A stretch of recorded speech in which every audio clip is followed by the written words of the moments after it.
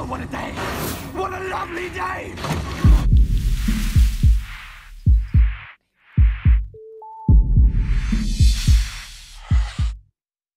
Welcome to Flat Earth Debate. I'm your host, Nathan Oakley, and if you're new to this channel, or you have not done so already, be sure to subscribe and hit the bell notification icon to keep up to date with the Flat Earth Debate. If you would like to support this channel, there is a super chat that runs alongside each of these shows while they are live, and there's also a PayPal link in the info box below the video once it's rendered. But most importantly, if you would like to join the discussion, simply mute the page you are currently watching, then click the link in the info box below this video to join the panel and express your views on the shape of the Earth. If you do join, please don't swear. If you do, you'll be ejected, and if you are, please don't try to rejoin the stream using sock accounts. You'll be warmly welcome back on the next stream. Please also share the show. Sharing the show obviously increases the live audience, but this in turn increases the chances of a more diverse panel. So please share the show. And one last time, if you're new to the channel or you have not done so already, be sure to subscribe and hit the bell notification icon to keep up to date with the Flat Earth Debate. Now we are joined by Was Not Was, The Plain Truth, Sleeping Warrior, Mark, Jose, hello, FE Viking, and Arwin. Good to have you all. good afternoon. Good afternoon.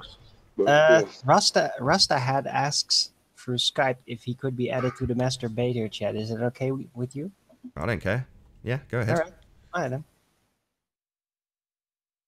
Hey, Mr. Mark, you asked me for some information during the break, and I posted a couple pictures on the Hangouts back chat. I don't know where else to post it because all I got is the Hangout application in my phone. So. Okay. You didn't put it in the group chat, no? You can't I do put that it in the Hangouts. When I click the Hangouts, it pops a new application in the phone, and then it gives me a chat in there. And this is what I'm using, so that's what I posted it. Hopefully you can find it. Okay, thank you very much. I'll talk to you again. I've got children around me at the moment.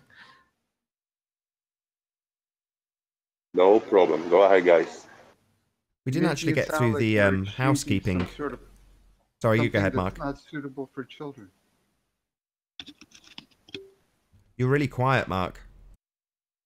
Sorry, I was going to say that somehow this sounds like it's not meant for children. What's wrong with debating the flat Earth in front of kids? No, it's just that my children are noisy. That's the only thing. Oh, okay. So. Yeah, he definitely wasn't saying that it's not acceptable to talk about this subject, because I would call this, maybe parental guidance if you are particularly sensitive about your ball religion. I just have a 4-year-old that's climbing all over me at the moment.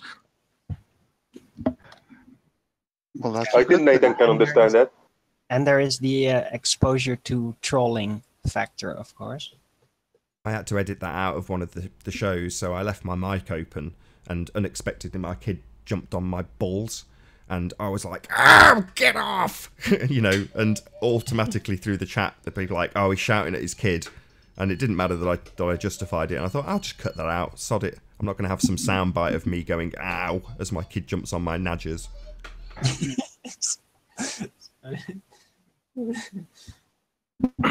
Yeah, because you know what would have happened? It'd have gone around Discord or whatever that Nathan's a child abuser or whatever, and all that kind of nonsense. So it's better to remove it on the basis that nobody can see what's really happening. Rolling around on the floor, curled up in a ball, going, trying to regain your breath. That happens frequently because she's about that height now, so she'll run up to me to cuddle my legs. You know what I mean? Because she's just coming up for a cuddle as far as she's concerned, but what she's actually doing is headbutting me in the groin. I took mine in my sock to stop that from happening.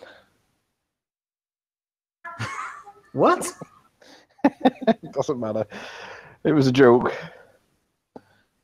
Anyway, right, so...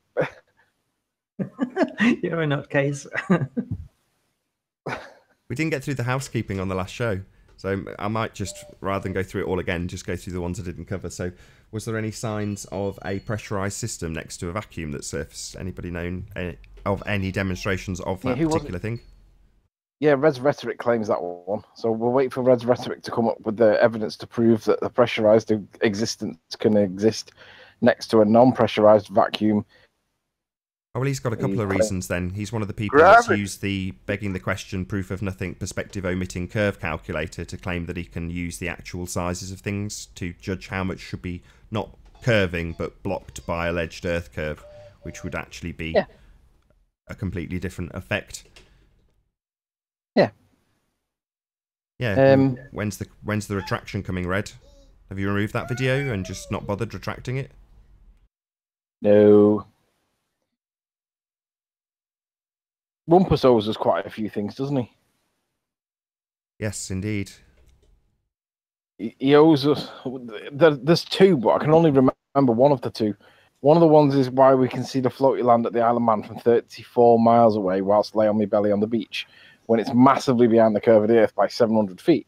But I can't remember what the other one is.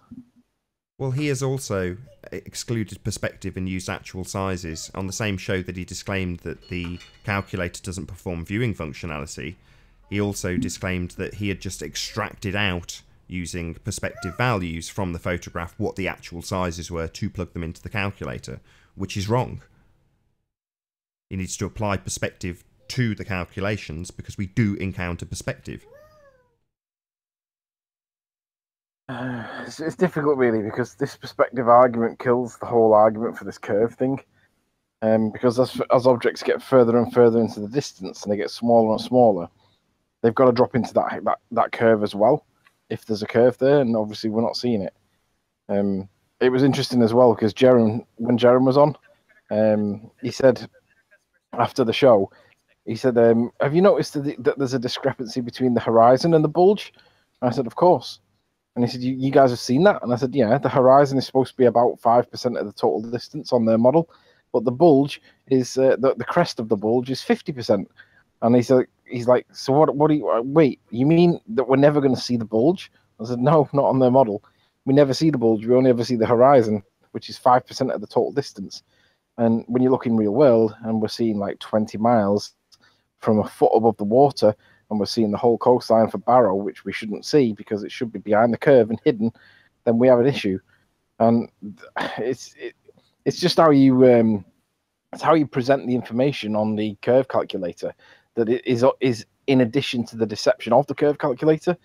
If you go with the refracted hidden and how much the building should be obscured, then apply it against the absolute height, then you're going to get a misrepresentative picture that supports their version of the ball that we're supposed to live on, but there's no correlation to real world whatsoever.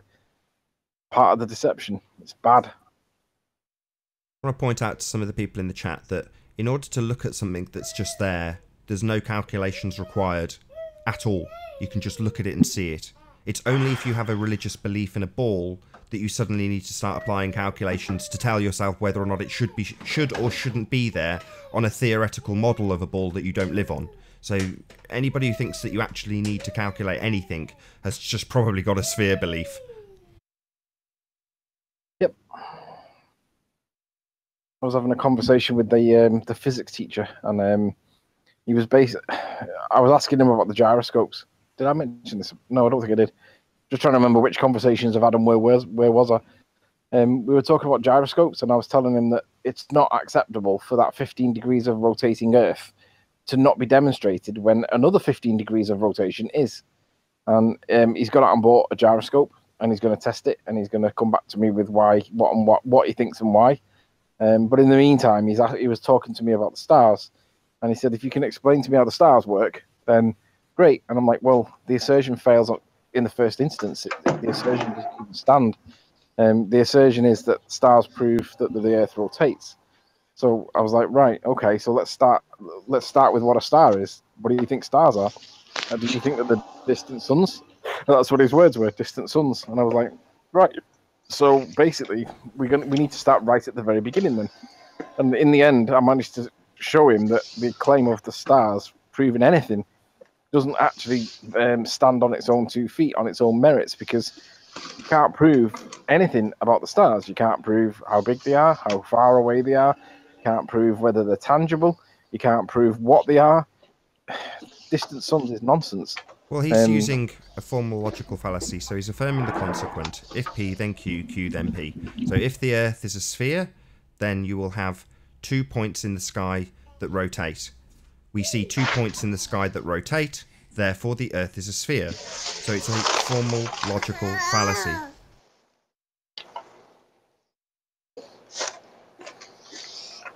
Jose. Nathan, go through that again, please. What, the formal logical fallacy? Yeah, the Earth has got two. You start with your points. assumption. So, for instance, if you were to say, well, how do you explain that at the... sorry. How do you explain that in the northern hemisphere... Can you mute? Jose's making... Sorry, guys. Yeah, you're making background noise and you're cutting Nathan's microphone off. So how do you explain that, and then listen out for the presupposition?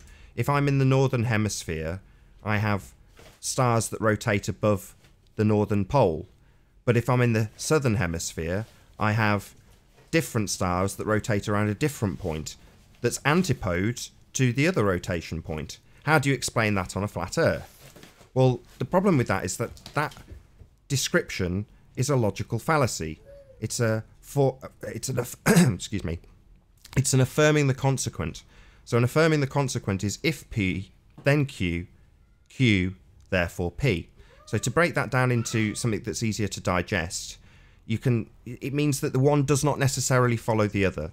So for example, if I eat 10 hamburgers, I am extremely full. Yeah? So if P being I have eaten 10 hamburgers, then Q, I am extremely full. So then you reverse it and go, I am extremely full. Therefore, I have just eaten 10 hamburgers. Well, I've just had Chinese for food tonight, not hamburgers. So you've just affirmed the consequent with that logical fallacy based on your presupposition. So the presupposition in the rotating stars is that you start on a sphere. So you say, I am now in the northern hemisphere, on a ball, looking up from that ball. And I then see stars rotating. I then go to the bottom of the ball. Well, you're already on a ball. You know, the stars bit isn't necessary in that explanation whatsoever. You're already travelling north and south hemisphere. So you're already on a ball, and you already know what that ball is. You've got everything covered in the ball bit, but yet you're going and having a look at stars. But most people don't recognise the logical fallacy behind that. That you are saying, if ball, then star rotations. Star rotations, therefore ball. Well, it's meaningless. So, can I give you one? Oscar is mortal. All men are mortal. Therefore, Oscar is a man. Yeah, so it's a married bachelor and affirming the consequent. But Oscar is my dog. So Oscar can't be a man. Right. Lovely. Beautiful. Love it. But yes, that's most of their arguments. If not, I don't want to say all of them because I'm sure there's some that aren't. But, you know, you could say, in rounded terms, all of their arguments are affirming the consequent. They always start with that presupposition. Well, if I am on a ball, you know, you just have to listen out for those words. If I'm on a ball, well, then you're already on a ball, aren't you, mate? Just stop them right there. You know. Correct. That's a if. Exactly. Watch So then I guess the immediate response should be, well, if not on a ball, derpa. Well, no, you just ask them, how do you know you're on a ball? So if I'm on a ball, then the stars, just say, whoa, let's just step back a little bit. If I am on a ball, how do you know you're on a ball? Well, because the stars. But you're already on a ball looking at the stars, right? So that's where you get the, you know, maybe this conversation will make it click for some people that it hasn't clicked for. That's why I'm continually in the comments going, you know, keep the faith, brother, in our we trust. Things like that, you know. In our we trust, together we can deny perspective as one ... line between target and observation. You know, it's pointing out to people that once you have an R value, you're already on a sphere. You've already got the R value, and when you trace it to its origins, you end up with just the most ludicrous justification for somebody saying they're on a ball. I look at a light in the sky, let's put it in quotes, shadow goes over that light. That must mean Earth is a ball. Right, let's start calculating stuff. You go, what? What? That's how we came to this logical deduction, is it? Hercule Poirot said, I see something unusual, therefore we're on a ball. And then everything was back calculated from there on in, with the ball in mind. Oh, right. That's nice. What about actually proving we're on a ball? Well, that's where you get the cognition break with your A-level science teacher guy, where he goes, well, photos from space. Well, all right. You've seen that view, have you, Mr. A-level science? Of course you haven't, and you never will. It's just to insert excuse here. Expensive, difficult, dangerous, whatever the excuses that come out with. But just accept our book with pictures. Here's the book, now called television. If somebody in this modern time, let's say me, everybody see me looking at the sky and pointing and taking notes, running around, and then going running and grabbing sticks everywhere and putting sticks on the ground and taking, taking measurements, that put me in a freaking loony house now. Yeah, I often say, can you imagine what would be the position if somebody like, just say for example, Ranty or Arwin got 2 sticks, stuck them in the ground, did some basic trig on them, not spherical trig, just basic trig, and declared that the Earth was flat? They would be the first ones to point out and say, hang on a minute, you've applied the wrong set of maths to it. You should be applying spherical maths to it. So it's like, well, why does that not work the other way around? Why can't we say, hang on a minute, you've applied spherical maths to it, why don't you just apply normal trig to it? And it depends on whether you're going to presuppose the shape of the Earth that you're on or not. And then they say, well, you're presupposing that it's flat. And we're like, well, we're not presupposing anything. We're just saying that we see these things and we can calculate them using trigonometry, because you can triangulate stuff. But you need to have some reason to think that you're on a sphere, In the absence of some reason to think you're on a sphere, then you wouldn't do that. Why would you presuppose something that you have no evidence to support? You have to have something to suggest that you're on a sphere. That's the cognition break. Sorry, Arwin, I just want to get this point in. That is the cognition break. That's the point of cognition, because you say you have no evidence of it. But they would say, I do have evidence of it. Here's a photo from space. Well, unfortunately, the presupposition of R developed the trajectory to get that thing into space, according to them, somewhere you will never ever go to verify any of this. So it's not scientific evidence, but yet a man of science is happy and content to not only accept it, but argue it in the face of being asked specifically for scientific evidence.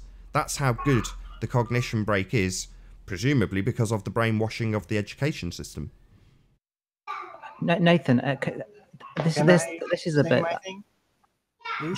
This is a bit short notice, but can you, in a few sentences, explain the difference between deductive reasoning and inductive reasoning? Probably not. So can I make my statement? Yeah, I was just about to say before Arwin was about to say something. Go ahead, Arwin. Oh, sorry, Arwin. Yes. Go ahead. No, that's fine. Now, the whole thing is about the putting sticks in the ground is that it actually starts with the presupposition that all these lights in the sky are physical objects that have literal positions.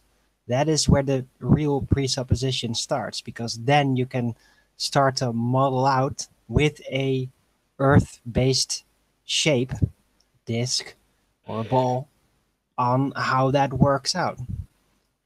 But it starts out with the assumption, okay, we can measure the sunlight angle on the positions of the Earth and then draw conclusions from them, because this light is a physical object that is at some position shining on the Earth.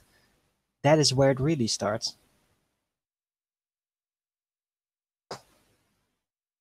I mean, I've got a vague idea what the difference between inductive reasoning is and deductive reasoning, but to put it into a concise sentence, probably not. Do you want to have a go, Mark?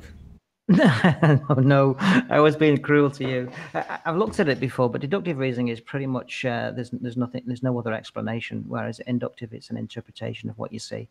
But it's open to other theories or other explanations.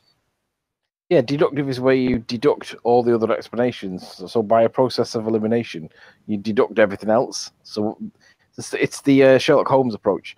Yes. You remove all the other ones that can't be, and then you should end up being left with the one that it must be, because if everything else is impossible, then you're only left with, you should only end up with one. That's deductive. And inductive reason is like what you said. You induce into it your reasons. Oh, yes. So there's two it's celestial conjecture. poles. Do we deduce from that, or is that an inference that the Earth is a globe? Which Well, one it's not deduced, is it? It's induced. Yes, I would agree with it. Yeah. Well, I've got the definition up. I might as well read it if you can hear it over the top of my kids' noisy toys.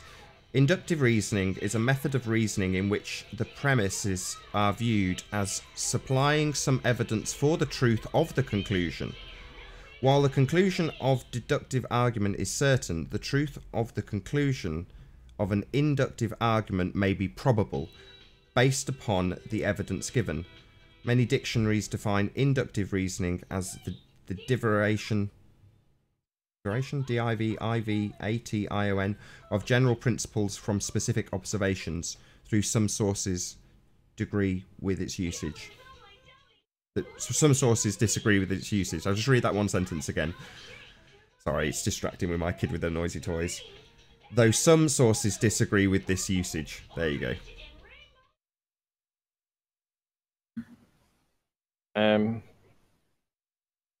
Nathan, the lack of ballers.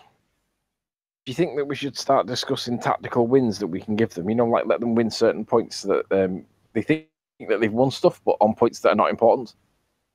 Or do you think we should just keep attacking them if they come in and just let them die? I can't really hear what you're saying. I can just hear beat bow.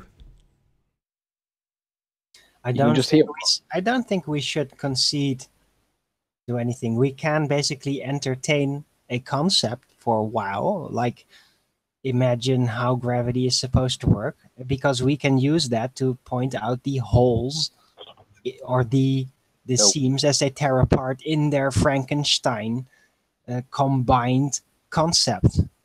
So in that sense, we can entertain them in a game of reasoning, but we should never really concede to anything. That's my opinion.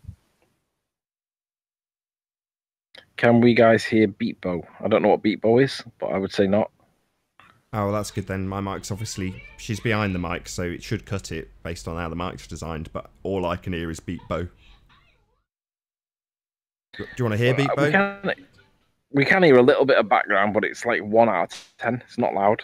Yeah. Can I have beat bow a second? Just so the audience... I can hear. Go beat bow out the window. With me. Ready? Hit it! 1, 2, 3. There you go. That's beat bow.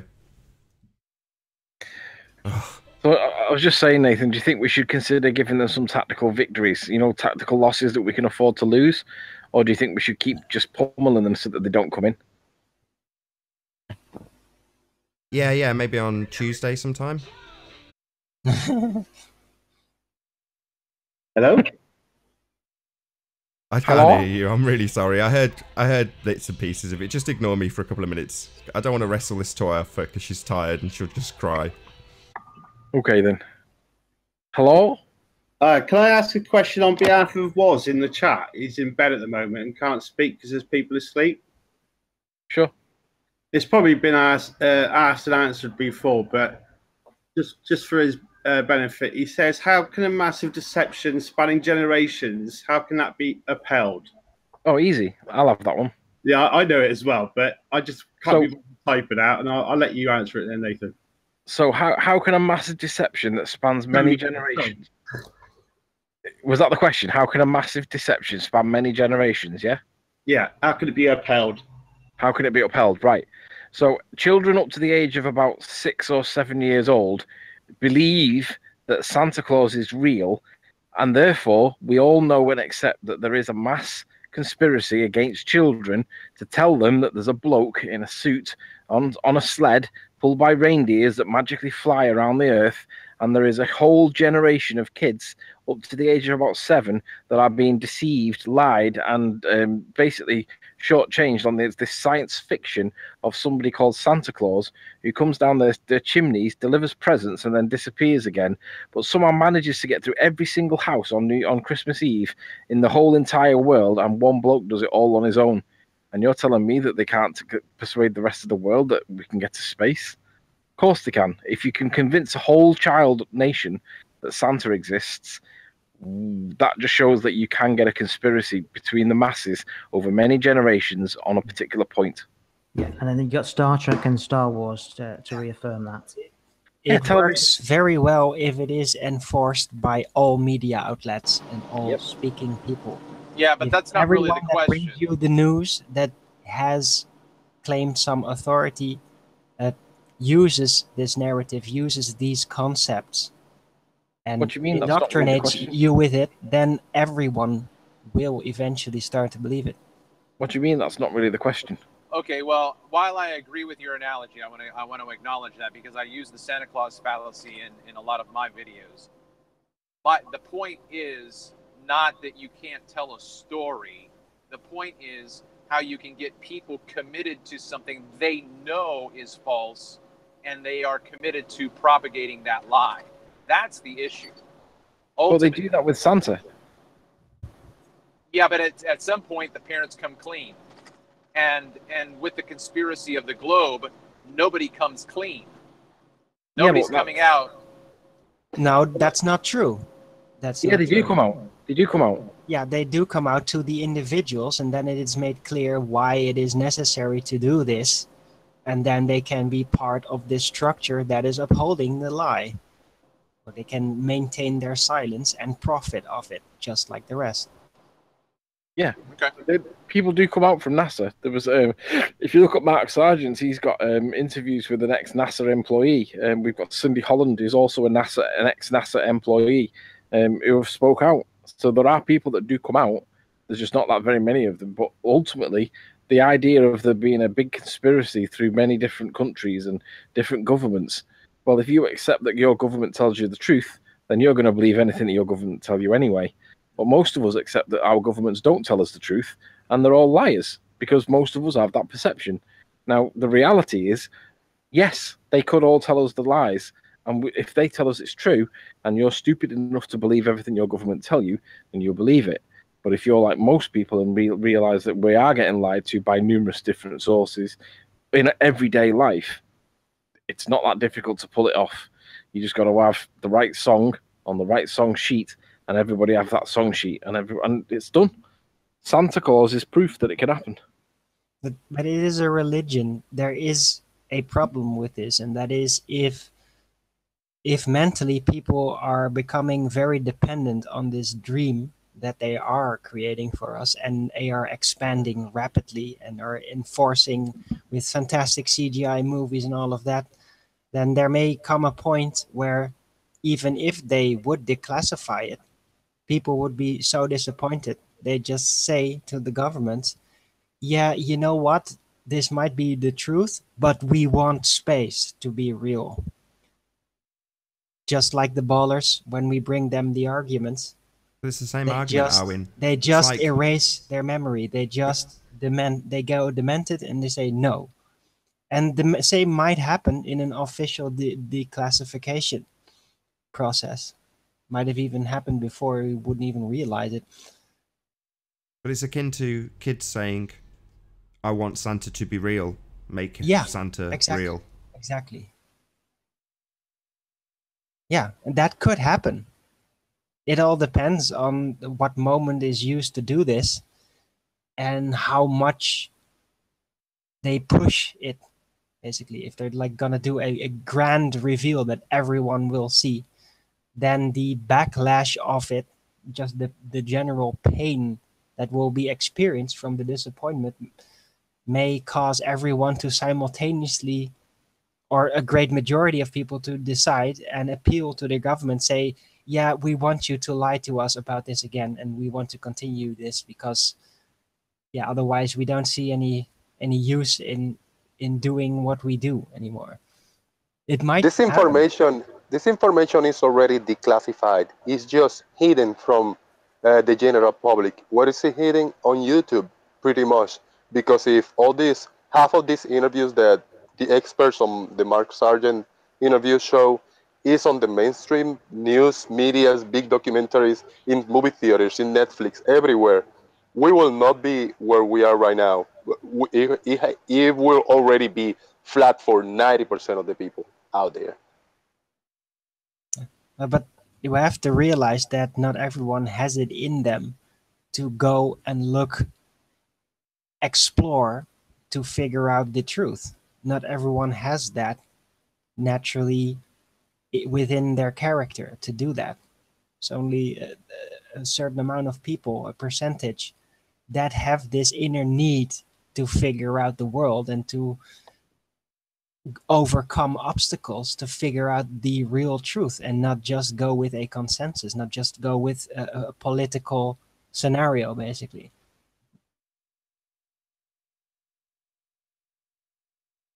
But yeah, I want Santa eventually. to be real. What? Come on, make Santa real, Arwen. Well, just find a fat guy, put the right suit on him, and No, not the fat guy. The bit where he comes down the chimney. Not that I've got a chimney, and gives you presents. You know, that you don't have to pay for. right.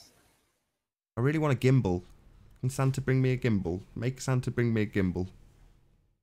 Well, if you give me the phone number of your father, then I might be able to No, arrange that. that's not what I want. I want it to be a man on a sled that flies, like Yeah. Superman. Yeah, you just have to trust me. No, no, I want it to be real. Make it real, please. Like space. I can only do that if you trust me. Damn you. Damn you. Can't you just make him real? Yeah, I can, if you trust me.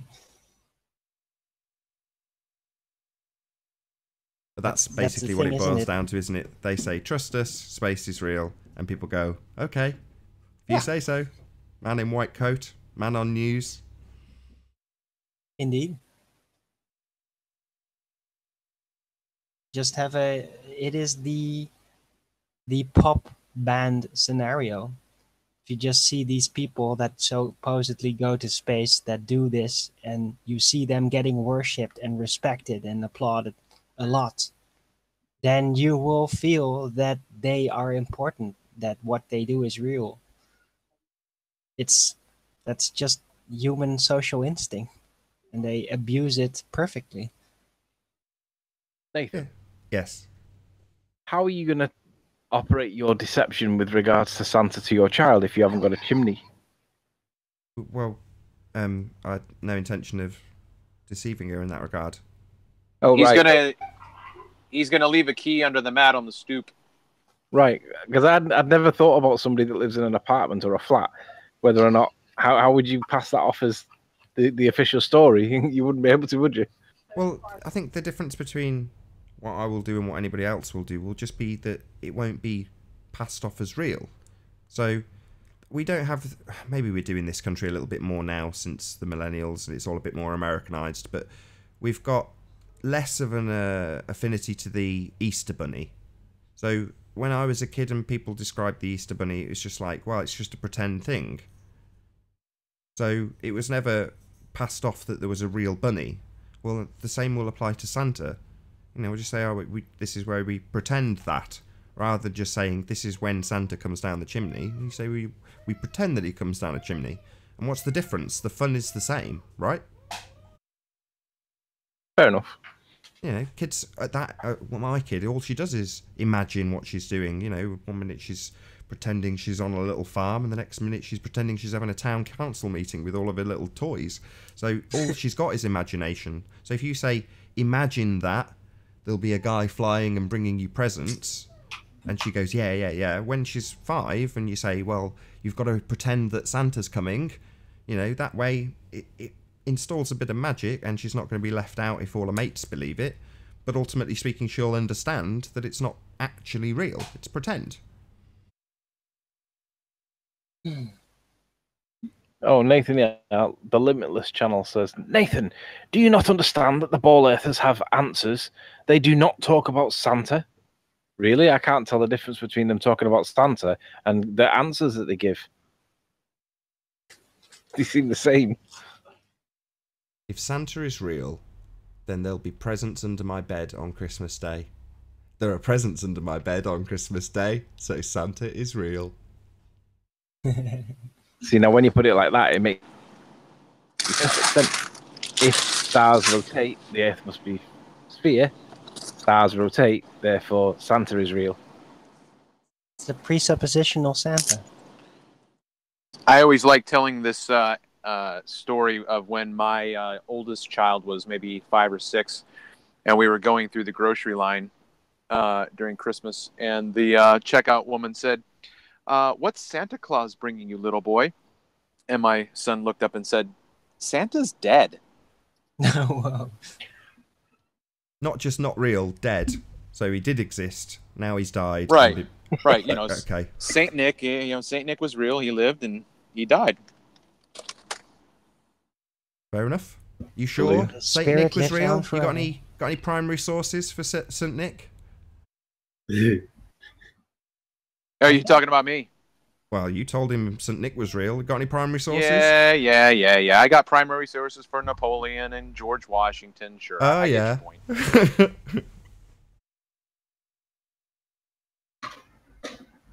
Anyway, that's the lighter side. I've got no ham-handed segue to insert there. Another add-on from Glober was, how can so many know about it and not one whistleblower?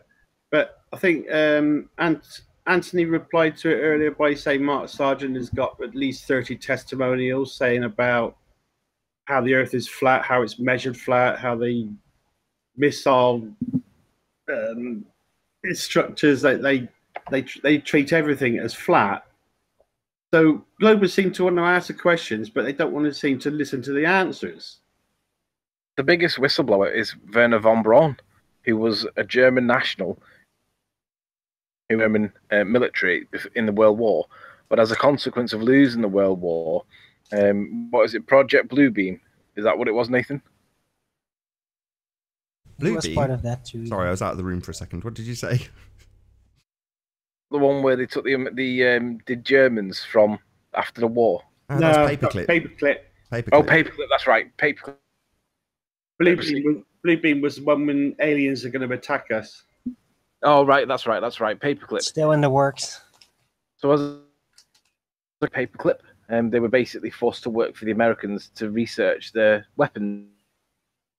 And when Werner von Braun got to the peak of his career, he was one of the highest people in rockets in NASA. So he God to people like Red's Rhetoric. And when he died, on his headstone, the inscription, was it Psalm 19:11 or something like that?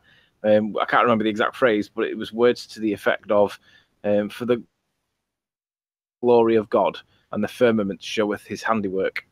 And for a rocket scientist to have anything biblical on his any way at all is kind of the antithesis of being a rocket scientist. But the glory of God by declaring the heavens and the firmament is also of the work that he did. So that is kind of the biggest denouncement you could possibly ever have, in my opinion, against NASA. There's a bit of a weakness in there, though, Anthony. He can't say what goes on his headstone after he's dead. Yeah. You're joking, aren't you? Come on. It's the one thing you pick, and if you didn't have the choice in picking it, surely he would be turning in his grave by having anything religious on his thing. I heard some people. I think the expression "turning in his grave" is also people don't turn in their graves. There's a bit of a weakness in your position there, although it's a very good position. He may have specified what he wanted, but other people could have overridden what he wanted. I think that he would turn in his grave knowing that they printed out Psalms 19:1 instead of Psalm 19:1.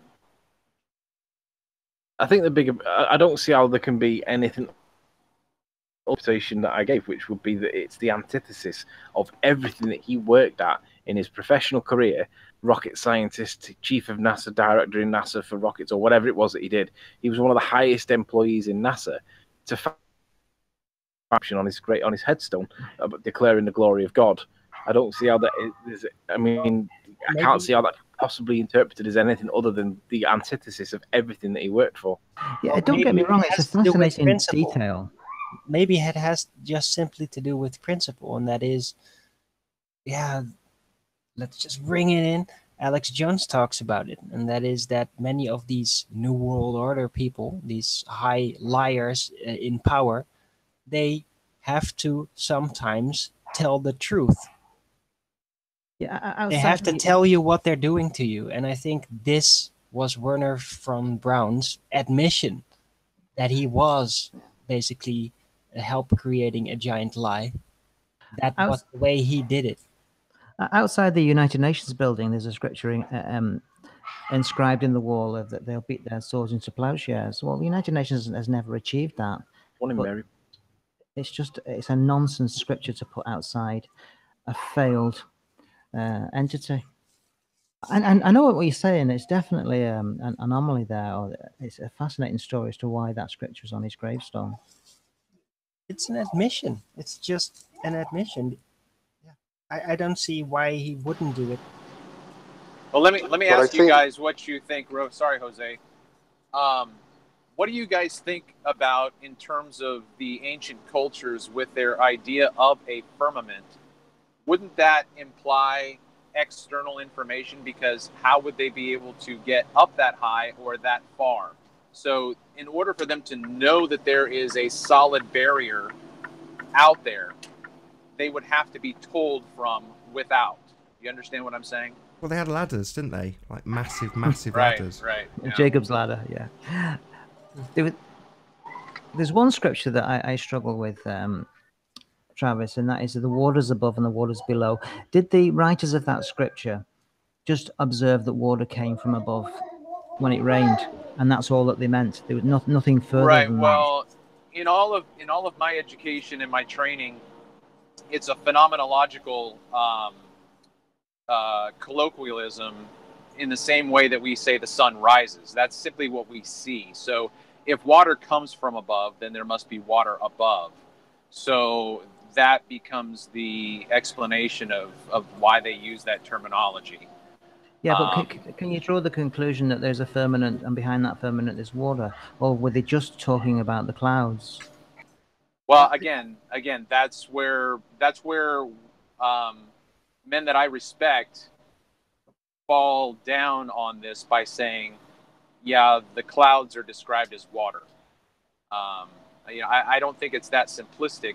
The interesting thing I don't know if you know this, everyone, but the interesting thing about the word firmament is it was a word created in English because we don't have a word to represent what the Hebrew word is. The Hebrew word is rakia, and the Hebrew word literally refers to a piece of metal that has been hammered out flat. Okay, so the problem with interpreting the Bible literally is if you're going to interpret the Bible literally, then there's a piece of metal up in the sky. Yep. And that's a problem. Well, that piece of metal might be the moon, right? No, because the moon is described as a light, and it's not called the moon. It's called the lesser light. The greater light is the sun. The lesser light is the moon. But yeah. So it's just very interesting. I've spent some time on my podcast with Genesis chapter 1, and it does say that the waters below are separated from the waters above. The firmament is described as the sky. I mean, it's just simply a phenomenological, because in Genesis chapter 1, when we're told that God creates the birds, they fly across the face of the firmament. And so that's why you have different translations that translate the firmament as expanse, that space up there. They translate it as sky to differentiate it from heaven, because heaven is where God is, but the sky is where the birds fly. So it's all in terms of where we try to communicate the original language into our vernacular. It's just simply phenomenological. Phenomenological colloquialism. Lovely. Right. Well, yeah. Guys, I want to bring in one point, and that is that NASA may be lying to us about, that there is outer space out of there, but maybe they too have done some actual exploration research, and maybe they simply just never got to touch an actual firmament They only got to shine basically lasers off it and all of that, but yeah, they haven't gotten to actually touching it. So we're almost immediately assuming that because they're lying to us, that they know all of this, that they've actually been there, that they have confirmed it. Well, maybe they simply just haven't done that yet because they were incapable of doing that. We don't know. No, I would agree. This is what I have seen. A small pattern that the globe believers, they think they win the argument and they win the debate when they ask maybe three questions. They say first they go to the philosophy. Who is behind all this deception? How many people are involved in it? And then they go to I have a model that works, mathematical model that predicts everything. Then they go to the skies. They say, oh, we got two celestial poles and we got all these very, very, very, damn it, I lost my words, but you know what I mean. They Got go to the satellite. celestial bodies, conspiratorial mind, and then the model. So, which is three things that, that's why we question things for those exact three things. What I don't get is how come NASA can lose all their original film footage and all the data they got from the Apollo moon missions, but the government can't get rid of Operation Fishbowl, Operation Paperclip, etc., etc., etc. Why can't they just burn them? And how come they've come to our knowledge?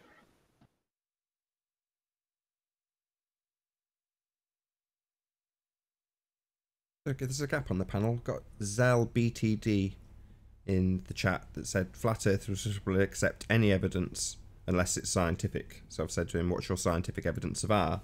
His reply being, R can be arrived at many ways if you know how to follow valid argument / experiment and apply the capacity of deduce. So maybe you'd like to join and tell us how that actually correlates into being a scientific evidence of anything other than word salad. Yeah, it sounds more like an explanation of BS. Yep, there's a gap on the panel for you, Zell BTD. Let's see your scientific evidence of R.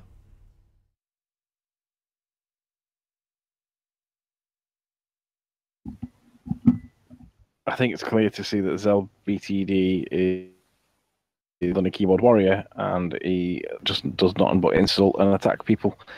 He's never going to join. He's full of shit. He's an idiot. Who are you talking about?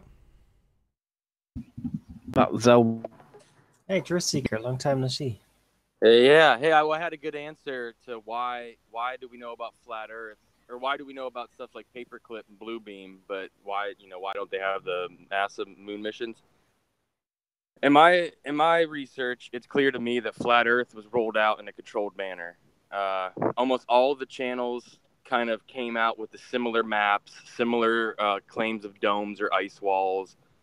They all had similar claims. So clearly, they were okay with us knowing about flat Earth, but they wanted us to think about it under a certain context. And everybody is pushing the dome. Everybody is pushing the ice walls. Everybody generally in flat Earth pushes the AME map. Finally people are waking up to the, hey, why are we taking all this stuff? But, I think flat Earth was loaded with a whole bunch of BS from the get-go. They were going to try to create a new scientism foundation to fill in all of the details for us to believe and repeat and re-indoctrinate everyone from within the movement outwards, and then see where it goes and see if it could be contained. Well, I think if you control all of the models and maps, then that's all you have to go on. And if you have intrinsic flaws in all of them, it won't matter which map or model you reference. So for you, Arwin, you'd reference the Makeda map and say, there you go, this is how my model works. Well, all of the inherent flaws with that map will therefore be applied to any model that you attribute to that map. And the same applies to the azimuthal equidistant projection. Any flaws that map has as a actual world map will just get translated onto flat Earth as a strawman argument if you say you believe the Earth is as depicted on the azimuthal equidistant projection. So It is crazy to take that position. I mean, I don't know about anyone else, I can only speak for myself, but within a few months of coming to Flat Earth, I quickly realised that all of these quote-unquote models or maps have come from the same people who've lied to you about going to space and that the Earth is a sphere. So why would you trust any of it? There are no accurate world maps. You know, this argument would be over in a heartbeat if it was the case that the AE map matched the reality that we're faced with. It just doesn't. I would rephrase that and say there probably are some accurate maps, but a map is not a model. It is a projection. It is a way to order yeah, I get it. how the land masses are divided to get it to fit on a flat piece of paper. Sure, I get it. The modern version of a map is a spherical projection, the AE map included. Don't get me wrong, I understand the mechanisms to create them. But, you know, you tell that to Martin Liedtke when he's one of the first things he did, you know, Mappy Martin, that was what he was fascinated with when he found Flat Earth, because he was, you know, on ships all his life, so he was just obsessed with maps. But there are no, you know, fully encompassing world maps. As far as I'm concerned, they just don't exist. If they exist at all, it would be as part of a piece of software that you can pull off individual pieces of information from, as opposed to a complete map that you could take a photocopy of. You know, that just simply doesn't exist as far as I'm concerned.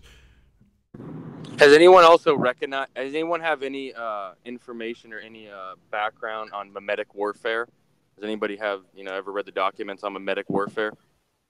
I've heard that term before. I don't know. Yeah. I couldn't now tell you what it means, but I have heard that term. I encourage everybody to do some research on that topic, mimetic warfare, because even the coined term "flat Earth" is a mimetic warfare meme. The Earth isn't flat. Every ocean is, but in general sense, you could find a portion of the Earth that is flat, a salt flat, a lake, you know, but generally, it's not the Earth that's flat. It's the oceans. The water is conforming. It's almost like flat Earth was a meme to begin with, just to get people's gut reaction to flat Earth. Yeah, I'm looking at a mountain right now. Come on, guys. Like, it almost seems like they coined that term to just kind of make a joke of it from the get-go. Nah, it's the flat Earth, and the word is basically in direct opposition of gravitational pull of a center of the Earth. That is basically its function, because of course the Earth's surface, whatever the shape may be, it's not perfectly flat, because there's land masses, there's mountains, all of that. But how else can you describe it, the shape or that aspect of its shape, in one single word that would be perfectly correct? You have to work with the language that you got. Yeah, no, I understand it. I'm just saying, it's kind of hard. You can go find every ocean. Every ocean is flat. That is a true statement. I can't go find every section of Earth and say that's flat. So I'm just saying, you know, objectively, they're not equal. Well, that's why we call ourselves globe skeptics, not flat earthers. Well, sorry, I've just got to disagree with you slightly, because if you were to put a microscope onto a plate, a ceramic plate, it would absolutely not be flat. There wouldn't be any part of it that was flat. It would have micro fractures, it would have scratches. Even if it was brand spanking new, it wouldn't be flat. Nothing in nature is perfectly flat as far as I'm aware, but on the scale of Earth, overall it's flat. So you said, look on screen, we've got a mountain. Well, relative to you and I and our scale, it's a great big mountain or a cliff, whatever. But in the scheme of the entire face of the Earth, I would say it's pretty flat. I get your point. Yeah, it's basically how far do you want to analyze this? How micro or macro level are you going to take it? The average is flat. That's basically what Nathan was saying. Yeah. That's a better way to put it. Well, so all I'm saying is the average of the oceans compared to the average of the land is a huge difference. Would you guys at least admit that? I'll admit that, but by the same token, it's disingenuous to say that the oceans are flat, because they're not. They're not static. So they're I understand, but rising, we're falling. clearly dealing in a relative term. I get your point. Hey, I can see it. I get your point. But I would say it's pretty flat. You know, I mean, Morgile once took an example of what Neil deGrasse Tyson said when dealing with a very heavily misquoted term about the Earth being pear-shaped, because it was qualified thereafter by Neil deGrasse Tyson saying, however, if the Earth was in front of me now at this scale and I could hold it like I hold a bowling ball, I would run my hands over it and it would essentially be a perfect sphere. Well, if you take that idea, same as me saying if you zoomed in on a plate, you know, it's going to have valleys and crevices and therefore mountain ranges and all the rest of it. But in the scale of a bowling ball, if that was Earth in Neil deGrasse Tyson's mind of what Earth is, a spherical object, then it would be perfectly smooth, like a bowling ball. However, if you translate that into the flat surface, the same principle applies. It would basically just be a big expanse of flat, a flat plane, you know, huge. And the fact that it has tiny, in a scale, you know, of the Earth, raises and dips and valleys, they really don't change the overall topology. Overall, it's flat. Yeah. Hey, I agree with that. If you take that into a micro level, I completely agree with it. I was trying to analyze both using a similar level of saying, well, let's look at the distances we use for ocean and let's look at the distances we use for land. Clearly, they're two largely, vastly different scaled distances. And in comparison, one is much more flat than the other. But you're right. You zoom out a little bit, and they're both just almost as flat. So I get what you're saying. Yeah, I think I've been debunked, though, by Kramer. He says a flat bowling ball will not roll. So based on that, I think everything I've just said's been debunked. Well, maybe a flat bowling ball would roll, but only if it's rolling on its edges like a coin. I love how you are contrarian to the most obscure and ridiculous objection there could be. You know, the false equivalency that guy has been pulled. It should have been met with silence, but... Good night, everybody. Sorry, I can't help it. You can't help it, Arwin. It's fair enough. It's an illness. But a bowling ball with a circumference of 25,000 miles would be flat, according to the Globers. Yeah, and you'd get plenty of parallel lines going into the distance on that flat ball. Right? It'll all work out. Put it in CAD. Trust me.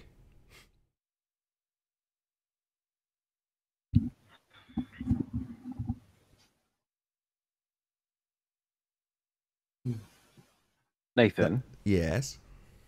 What's your position with a little bit of gossip? A little bit of what? Gossip. Not interested. Please don't do it. I'm only interested in shape of the Earth related stuff. And so many warriors in the chat. So many people. On the whys of why we're being lied to the shape of the Earth, because I know you guys love the how, but you guys really need to start getting into the why, because we're starting to run out of stuff. How is the interesting? What do you mean the why? The why of what? The why we're being deceived about the shape of the Earth. It's very interesting to stare. We all know it's level. I mean, to be honest, we're beating dead horses. All 10 of us. We all know it's flat. We don't need to erroneously prove it to ourselves again. But I know all why. I'm trying to say is, can we move on to the how, the why? I mean, I know we already why. know the how. Well, the why is to control us, same as any religion. But yeah, but have you guys? I'm just asking because I don't watch every single debate. Have you guys ever actually delved into the why? Yeah, I haven't really not on the debates. It just hasn't come up, but I've discussed it in various different interviews with people. Here, then I'm bringing it up because no one, Yeah. we're kind of beating dead horses here. Okay. The why is to keep people under this control. Goes to what I originally was saying on the debates almost a year ago. Does anybody actually have any kind of knowledge on the origins of fiat money? The origins of what? Fiat money, paper money. Oh, fiat control. Right. Yeah, paper money, whatever you want to call it. It's actually not money; it's legal tender, and there's a huge distinction. Money is not legal tender, and right now we're all dealing in legal tenders. Fill us in. So link it to flat Earth. I don't get it. You don't get it. So you don't get how controllers might want another aspect to control your life. You don't. Yeah, that doesn't make any sense to you. That's my way of leading you to talk about it. Oh, okay. Well, yeah. So what do you think is the number one medium that's put up for control in this society? I'm claiming it's money. What's that? I didn't hear your response. Money, moolah, greenback, okay, cash, yeah, money. dollars. There you go. Okay, I fiat, agree. So Bitcoin. Money, their economic model is often based off a scarcity model. Would people agree with that? Derived off scarcity. They say, demand rises the price, supply and demand. Anybody remember that? Yes. So I'm just saying, if they're lying. I'm sure we'll be rejoined by Truth Seeker momentarily. Hopefully I didn't, or hopefully my kid didn't kick him out accidentally as she was climbing on the mouse. Truth Seeker is interesting in the philosophical aspect of flat Earth, I guess. Ooh. Speaking of truth seekers, have you noticed that Chris, Truth Seeker, no longer appears to? So hey, before I was sniped, if they're lying about the resource. Oh no way! I'm sorry, I just removed him because he had a name that looked like he was a sniper. I'm so sorry. He literally was called Sniper, so who can blame you? Yeah, and it was no as well, so it looked like it was no. Sniper no. It's like trigger words. You can't say bomb in an airport. You can't have the word sniper in your name as you try and join the panel and not expect to be sniped. I'm so sorry. Well, he did say before I get sniped, but yeah, we were too quick. I didn't realize it was him speaking at the time. I thought it was somebody else speaking and he joined in the background. Oh. What you can do is just select him to be sniped and just hover over him and see if he is speaking. That's what I was doing. I did see him speaking. So I dropped out, but was that guy speaking? What happened to him? You guys really, really, really do not want this information getting out, but money is the I'm goal of sorry, our man. enslavement. We're being enslaved through the money. This is why they're lying to us about the shape of the earth. We're all being enslaved through money. We can all free ourselves instantly without violence if we stop believing in this fake paper money. It's not even money. It's a legal tender. It's a debt scheme. It's a Ponzi scheme to its very core. We're being manipulated. But I pay your mortgage without having. How do you pay your mortgage? Why do you even ask the question why you have a mortgage? You know mortgages didn't exist. People paid off land instantly because they actually had purchasing power. You don't need a 30-year mortgage. That's a slave mentality. You're asking, what do I need? I agree with you, but there's a consequence to actually having commerce, having interactions, doing trade, and yeah, not paying You taxes. do realize in this system they've set up for us, you don't ever actually own anything. You're we know admitting that. that you're not competent enough to own stuff, which is why you're paying taxes on it. Yeah, property You is understand? tax. We know all about that, but how do we address it? We would need Address maybe it. 30% of the people to say, hang on, fiat currency is immoral, and we'll never get there. Why? Well, I know why you'll never get it. No one's talking about it. If you just keep trying to beat dead horses staring at flat horizons, no one's ever going to talk about it. But if you guys actually start talking about it, just as this is growing, guess what will grow? The recognition that we're being enslaved through fiat money. And So totally yeah, no growing. one's talking about the why, and the why is way more important about the how of the shape of the earth. The Listen, why is incredibly more important. It's the exact reason they perpetuated this lie for generations. It's not because they care about space. It's because they care about getting you to do anything they want with pieces of paper they print out. It's that simple. It is that simple. Yeah, you're very correct. But how are we going to do it? I How are bang you the. going to do I it? bang Start the. talking about it. Hang You on, guys have had 300. hang on. You guys have Hang had on. 350 discussions, and you never talked about the why. That's so suspect. No, that's I mean, not the true. number We one do thing. talk about the why. Listen, take this this subject You're has not been giving up. treated for decades. There's an entire group out there that talk about it. It's just not our main focus.